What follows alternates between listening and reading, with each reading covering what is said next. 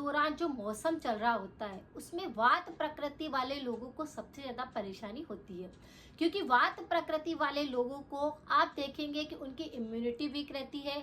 और वात जैसे ही शरीर के अंदर और ज्यादा बढ़ता है, जैसे ही थोड़ी सी ठंडी हवा लगेगी, एकदम से गर्मी होएगी, उनको लगेगा कि हवा की आवश्यकता है और वात उनका बढ़ने लगेगा। तो वात प्रकृति वाले लोगों के अंदर आप देखेंगे उनकी स्किन जो है कि बहुत ज्यादा ड्राई होने लग जाएगी, उनके बाल काफी रूखे रूखे रहने लग जाएंगे, उनको आंखों में रूखापन लगेगा, मुंह में जैसे कि गले के अंदर, थ्रोट के अंदर सूखापन लगने लग जाएगा, थूक कम बनने लग जाएगा। इसी तरह से उनके नाखून है वो सूखे सूखे हो जाएंगे, टूटने ज्यादा लग जाते हैं। इस दौरान आप देखेंगे तो उनके शरीर पर जैसे कि खुजली चलना, इचिंग होना या और कई तरह के ऐसे स्किन डिजीज हो गई, जिसमें कि एक्जिमा हो गया, सोराइसिस जैसी समस्या हो गई, या किसी भी प्रकार का स्किन संबंधित रोग सबसे ज्यादा परेशान करने लगता है।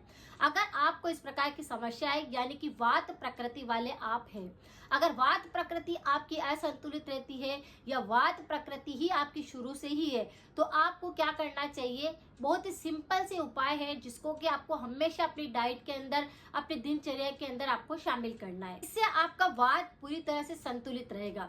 तो पहली चीज होती है कि जैसे ही किसी व्यक्ति का वात अगर बहुत ज्यादा असंतुलित हो रहा होता है, इसका मतलब है कि उन्हें मसाज क्रिया लेनी है। इसे अभ्यंग करना भी कहते हैं आयुर्वेद के अंदर। तो जब भी आप पहले नहाए, उससे पहले थोड़ा सा तिल का तेल जो होता है उसे आप ले लीजिए। उसे गुनगुना भी कर सकते हैं, लेकिन अगर गर्मी का मौसम है तो आप तिल का तेल लीजिए और उसे आप अपने शरीर पर मसाज करिए। अभी इस दौरान आपको क्या करना है? तिल का तेल ही प्रयोग करना है। जैसे सर्दियां होती है या गर्मी बहुत ज्यादा हो रही होती है, तो यहाँ पर अलग अलग तेल से मसाज कर सकते हैं। जैसे बहुत ज्यादा सर्दी है, तेल का प्रयोग कर सकते हैं। और मस्टर्ड ऑयल होता है, जैसे कि सरसों का तेल, राई का तेल, उस तेल की मसाज आप कर सकते हैं। लेकिन गर्मी के मौसम के अंदर आप अगर गाय का देसी घी होता है उससे पूरे शरीर पर मसाज करते हैं, तो आपके पूरा मॉइस्चराइज हो जाती है स्किन, ड्राई स्किन खत्म होने लगती है। लेकिन इस दौरान क्या होता है कि थोड़ी गर्मी ज्यादा होने लगती है, थोड़ा सा ठंडा ठंडा रहता है सुबह सुबह। इस दौरान आपको क्या करना है? तिल का ही तेल का प्रयोग करना है। तो तिल के तेल से अच्छे से पूरे शरीर पर आपको मसाज करनी है और नीम का पानी बनाकर गुनगुने पानी से आपको नहाना चाहिए। ज्यादा गर्म पानी भी नहीं रखना है और ठंडा पानी भी नहीं रखना है। इससे स्किन ड्राई नहीं होएगी, आपको कोई स्किन डिजीज नहीं होएगी और बैक्टीरिया का इन्फेक्शन भी नहीं होएगा। तो वात प्रकृति अगर बहुत ज्यादा असंतुलित है तो पहली क्रिया तो आपको इसे लाइफ टाइम अपनानी है, जिससे कि आपकी ड्राई स्किन खत्म होगी, आपकी सारी स्किन डिजीज खत्म होगी, आपका शरीर एकदम से संतुलित रहेगा। दूसरा है कि जैसे बाहरी तौर पर हम हमारे ड्राई स्किन को खत्म करने के लिए उपाय करते हैं, लेकिन अंदरूनी भी हमें कुछ उपाय अप्लाई करने चाहिए। तो यहाँ पर आपको क्या करना है? जिसकी भी वात प्रकृति है, ऐसे व्यक्तियों को देसी गाय का घी जो होता है उसे बिल्कुल भी खाना नहीं छोड़ना है। जैसे हम रोटी पर घी लगाकर खाते हैं तो उसमें हमारे घी की मात्रा जो होती है वह इतनी पूरी नहीं हो पाती है। इसीलिए हम सब्जी भी चाहे तो घी के अंदर बना सकते हैं, या फिर कोई खिचड़ी बनाई है, कोई सब्जी बनाई है आपने, उसके अंदर आप 2 चम्मच घी ऐसे ही ऊपर से ऐड करके आप उसका इस्तेमाल करके देखिए।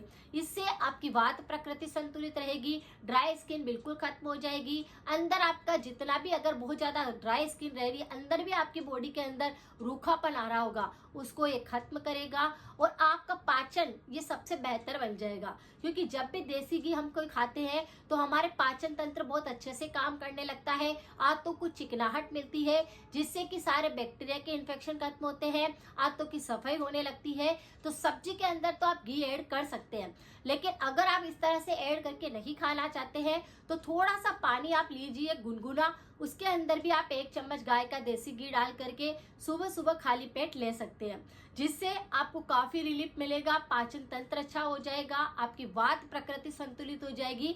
तो इस तरह से देसी घी को भी इंक्लूड करना है, डाइट में रखना है अपने पूरे साल भर के लिए। सर्दी है तो उसमें तो हम वैसे भी देसी घी खा लेते हैं, गर्मियां है तो उसे कम खाना पसंद करते हैं लोग, लेकिन आपको इस तरह से लेना है अगर आपकी वात प्रकृति है और वो बार बार असंतुलित हो जाता है। तीसरा है कि आपको तिल का प्रयोग करना है। 1 चम्मच भरकर तिल आप भून करके भी खा सकते हैं, या कच्चा भी आप उसे चबा चबा कर खाना खाने के बाद में रोजाना लेते हैं तो आप देखते हैं कि आपकी स्किन नहीं ड्राई होती है, आपको कोई स्किन डिजीज नहीं होती है, आपका वात पूरी तरह से बैलेंस रहता है। तो इसे बिल्कुल नहीं छोड़ना है। इससे कैल्शियम मिलता है, आयरन मिलता है, खून की वृद्धि होती है, खून साफ होता है, दांत मजबूत होते हैं, भोजन नली साफ होती है। तो इस तरह से सफेद तिल जो आते हैं उसकी 1 चम्मच भरकर आप गर्मी के मौसम में भी खा सकते हैं।